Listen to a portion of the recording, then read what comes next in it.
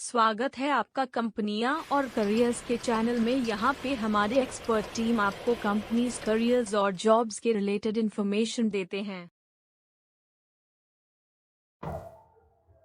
Hello friends, आज हम लोग जानेंगे डेथ ग्रेच्युटी के बारे में। जो ग्रेच्युटी अमाउंट मिलता है अगर एम्प्लॉय की डेथ हो जाती है। ये अगर आप नॉमिनी हैं तो भी मिलता है और अगर आप नॉमिनी नहीं हैं तो भी आपको मिलता है। इसमें हम लोग डेथ ग्रेच्युटी के कैलकुलेशन के बारे में भी जानेंगे। ये नॉर्मल ग्रेच्युटी कैलकुलेशन जो कि एम्प्लॉय को 5 साल हो जाते हैं उससे थोड़ी सी अलग है। तो चलिए शुरू करते हैं। डेथ ग्रेच्युटी होता क्या है? अगर एम्प्लॉय की डेथ हो जाती है सर्विस के दौरान, सर्विस कितना भी पीरियड का हो, 1 साल, 2 साल, 20 साल, 25 साल, 30 साल, जितने की ईयर्स ऑफ सर्विस हो, फिर भी ग्रेच्युटी अमाउंट मिलती है अगर एम्प्लॉय का डेथ हो जाता है। Gratuity will be calculated based on basic salary plus dearness allowance.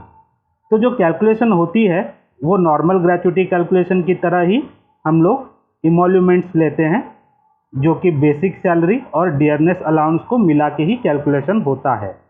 अगर डियरनेस अलाउंस नहीं है तो सिर्फ बेसिक सैलरी ही कंसिडर करिए ग्रेच्युटी कैलकुलेशन में। अगर आपको ग्रेच्युटी कैलकुलेशन नहीं पता है कैसे होती है, अगर किसी को 5 साल हो जाता है तो मैं नीचे डिस्क्रिप्शन में वीडियो का लिंक दे दूंगा, वहाँ पे आप ग्रेच्युटी कैलकुलेशन का वीडियो भी देख सकते हैं। Gratuity in this case will be paid to the nominee. जो भी नॉमिनी रहता है उनको ग्रेच्युटी मिलती है अगर एम्प्लॉय की डेथ हो जाती है, और अगर कोई नॉमिनी नहीं भी है पर फैमिली मेम्बर है तो उसको भी ग्रेच्युटी अमाउंट मिलता है। ये हम लोग बाद में जानेंगे। Tax exemption up to 20 lakh. 20 lakh तक कोई भी टैक्स नहीं लगता है। अगर 20 लाख के ऊपर हो जाता है तो टैक्स लगता है ग्रेच्युटी में, पर डेथ ग्रेच्युटी की जो मैक्सिमम लिमिट है वो 20 लाख ही होती है। डेथ ग्रेच्युटी कैलकुलेशन, इसमें सर्विस पीरियड क्या होनी चाहिए क्वालिफाई करने के लिए ताकि आपको डेथ ग्रेच्युटी अमाउंट मिले? सबसे पहला आप देख सकते हैं ड्यूरिंग 1 ईयर और less than 1 year of service. तो इस केस में कैसा होता है ग्रेच्युटी कैलकुलेशन? 2 इंटू बेसिक पे प्लस डीए, मतलब बेसिक पे और डीए को मिला दीजिए, इंटू 2 कर दीजिए, वो अमाउंट आपका डेथ ग्रेच्युटी अमाउंट होता है, एम्प्लॉय का डेथ ग्रेच्युटी अमाउंट होता है। अगर 1 साल से ज़्यादा है और 5 साल से कम है तो 6 इंटू बेसिक पे प्लस डियरनेस अलाउंस। अगर 5 साल से ज़्यादा है और 11 साल से कम है, more than 5 years and less than 11 years, तो 12 इंटू हो जाएगा। अगर more than 11 years and less than 20 years तो 20 इंटू हो जाएगा बेसिक प्लस डीए। और अगर 20 साल से ज़्यादा है तो 33 इंटू बेसिक पे प्लस डियरनेस अलाउंस। अगर एम्प्लॉय का डियरनेस अलाउंस नहीं है तो 33 इंटू बेसिक पे, 20 इंटू बेसिक पे, 12 इंटू बेसिक पे, 6 इंटू बेसिक पे, 2 इंटू बेसिक पे, ऐसे ही कैलकुलेशन होगा जितने की ईयर्स ऑफ सर्विस वो क्वालिफाई करते हैं। एक चीज़ आपको ध्यान रखना होगा, मैक्सिमम ग्रेच्युटी अमाउंट जो है वो 20 लाख की ही होनी चाहिए। एक एग्जांपल देख लेते हैं। बेसिक पे और सैलरी एम्प्लॉय की 20,000 है, डियरनेस अलाउंस है 1400 जब वो सर्विस में थे। सर्विस पीरियड कितनी हुई थी? 7 साल हुई थी। Service period is 7 years. तो ग्रेच्युटी अमाउंट कैसे निकालेंगे? 7 ईयर्स है तो इनका स्लैब देखते हैं। 5 ईयर से 11 ईयर के अंदर 12 इंटू होना चाहिए। तो ये 7 ईयर्स है तो इस स्लैब में आए तो आप 12 इंटू कर दीजिए। तो यहाँ पे ग्रेच्युटी अमाउंट देखिए 12 इंटू 20,000 प्लस 1400। ये जब आप कैलकुलेट करेंगे तो अमाउंट आएगा 2,56,800 रुपीज़। तो ये ग्रेच्युटी अमाउंट नॉमिनी को मिलता है। अब जानते हैं कि एम्प्लॉय ने कोई नॉमिनेशन किया ही नहीं है, तो इस केस में कौन नॉमिनी होते हैं? तो इस केस में फैमिली मेंबर्स नॉमिनी होते हैं। Given to wife in case of male employee is married, अगर एम्प्लॉय मैरिड होते हैं मेल एम्प्लॉय तो उनकी वाइफ को मिलता है। Given to husband in case of female employee is married, अगर कोई महिला कर्मचारी है और वो मैरिड हैं तो उनके हस्बैंड को मिलता है। Given to step children and adopted children of employee, अगर एम्प्लॉय के कोई स्टेप चिल्ड्रन है या अडॉप्ट किया है उन्होंने चिल्ड्रन तो उनको मिलता है gratuity amount. Given to unmarried and widowed daughters including step children and adopted children, तो अगर कोई स्टेप चिल्ड्रन है या अडॉप्टेड चिल्ड्रन है, वो डॉटर्स हो या सन हो, वो अनमैरिड हैं या विडो हो गए हैं, उनको भी मिलता है।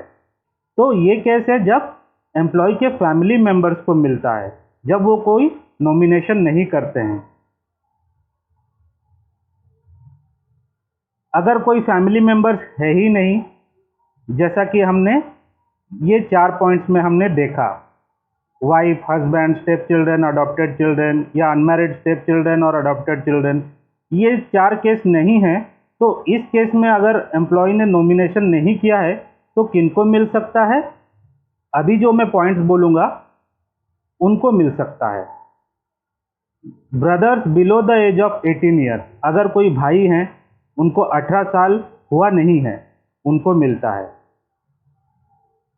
And unmarried and widowed daughters including step brothers and step sister, या अगर कोई स्टेप ब्रदर हैं, स्टेप सिस्टर हैं या अनमैरिड हैं कोई सिस्टर या विडो है कोई सिस्टर, उनको ग्रेच्युटी अमाउंट मिलता है। फादर को मिलेगा, मदर को मिलेगा, मैरिड डॉटर्स, अगर डॉटर्स मैरिड हो गए हैं, children of a predeceased son, children of a predeceased son मतलब कोई बेटा है वो मर गए हैं और उनके चिल्ड्रन हैं, ठीक है, तो उनको मिल सकता है gratuity amount. Wife of a predeceased son, अगर कोई सन मर गए हैं उनके वाइफ को मिल सकता है। तो इस केस में जो इनको मिलेगा अमाउंट ये शेयर हो जाएगा, मतलब सब में इक्वली बांट दिया जाएगा वो ग्रेच्युटी अमाउंट। अभी फ्रेंड्स, आपको क्या डॉक्यूमेंट्स लगेंगे कि आप नॉमिनी हैं और आपको वो ग्रेच्युटी अमाउंट चाहिए जो एम्प्लॉय के डेथ में मिलनी चाहिए? तो आपको बैंक पासबुक का कॉपी लगेगा और एक कैंसल चेक लगेगा। उसके बाद आप अपना डॉक्यूमेंट दे सकते हैं, आधार कार्ड, पैन कार्ड, पासपोर्ट, जो भी आइडेंटिफिकेशन डॉक्यूमेंट आपको एक देना पड़ेगा। फ्रेंड्स, ये है कि नॉमिनी अगर नहीं है तो कैसे आप ले सकते हैं। वैसे तो आपको पता होगा कि नॉमिनी अगर एम्प्लॉय ने नॉमिनेट कर दिया है अपने कंपनी में तो उनको वो अमाउंट मिल जाता है, और अगर वो नॉमिनी एक एप्लीकेशन देना चाहते हैं कि मुझे वो ग्रेच्युटी अमाउंट चाहिए तो उनको फॉर्म जे फिलअप करना रहता है, और अगर वो लीगल हेयर हैं मतलब लीगल वारिस हैं वो, तो वो फॉर्म के फिलअप करते हैं, एप्लीकेशन डालते हैं ग्रेच्युटी अमाउंट लेने के लिए। इसमें मैं जल्दी एक वीडियो बना दूंगा कि आप कैसे फॉर्म जे और फॉर्म के फिलअप कर पाएंगे। तो फ्रेंड्स, आज के लिए इतना ही। अगर आपको कुछ क्वेरी है तो आप कमेंट सेक्शन में पूछ सकते हैं। इस चैनल को लाइक और सब्सक्राइब कर दीजिए। Thank you.